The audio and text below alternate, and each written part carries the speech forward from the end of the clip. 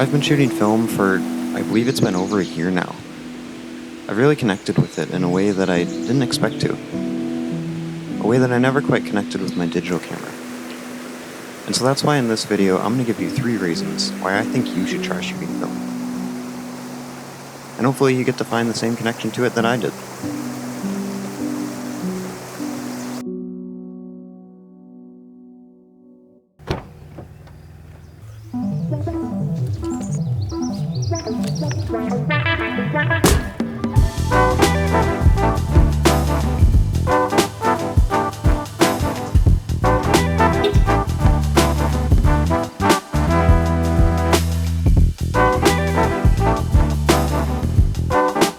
So I'm going to jump right in. Here are my 3 reasons why I think everyone should try shooting film. Number 1, intentionality. Film can generally have kind of a lack of flexibility, and it can kind of bring that to the table in a way that you might not be used to if you're used to a digital camera and raw files that have a lot of malleability in the editing software. Being stuck at the ISO of the film that you loaded into the camera can feel a little bit restrictive if you're used to being able to just change your ISO on your digital camera. Even though that's not actually changing anything in your digital camera, it can feel a little restrictive still, and that lack of flexibility is felt when you're shooting film. However, I think this can actually be a good thing. This can benefit your shooting. With a lack of flexibility comes commitment. You have to commit to your decisions, and you can't really just change them later. You can't shoot things in order to make decisions in post. You have to make choices right when you take the photos, and you have to stick with them. If you decide you want to massively overexpose or underexpose your photos, then that's the choice you've made, and you can't just recover it all later in your editing software. And so that is something that makes you a little more intentional, and you have to actually figure out what you want right away, rather than just trying to figure it out later. This can be felt in the end images and definitely makes you a better photographer. When the end user can see that you have put intention into a specific decision, they see it as an artistic choice rather than just a mistake they made up for later. If you accidentally underexpose your photos and just fix it later, your viewers are going to feel that instead of you making intentional choices.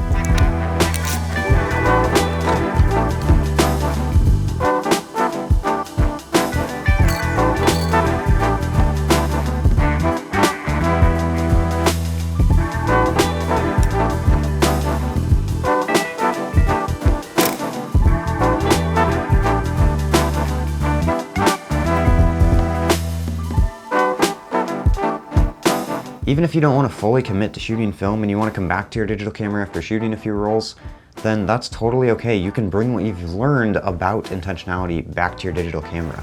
This can be applied to all of your photography. It's just that film kind of forces you into a state of intentionality where you actually have to make decisions for your photos.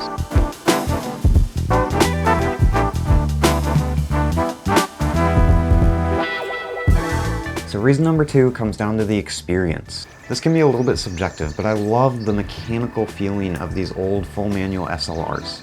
They're fully mechanical and they're very simple to operate. There's not hundreds of digital assist menus like can be found in modern digital cameras. There's only a few things you can interact with, and all of them are physical and mechanical. So you get clicks and switches of dials and buttons, the ratcheting of the advance lever. I love all of that. And even the physical act of loading and unloading the film out of the camera itself. I especially love the actual shutter advance on here, because every time before I step up to take a photo, I advance the film and prepare to actually take that photo and expose that negative, which is a totally different mentality than just firing away on a digital camera every time you see a photo. Instead, you're carefully using things because of that mechanical feeling.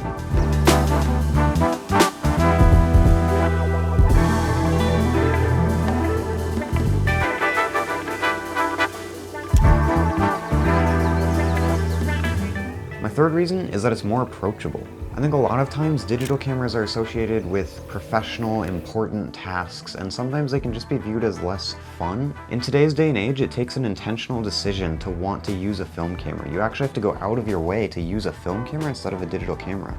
And so when you see people using film cameras, it's generally safe to assume that they actually enjoy what they're doing. Alright, so those were my 3 reasons that I think everyone should try film photography. Let me know of your reasons down in the comments below, and as always, have a great day and happy shooting.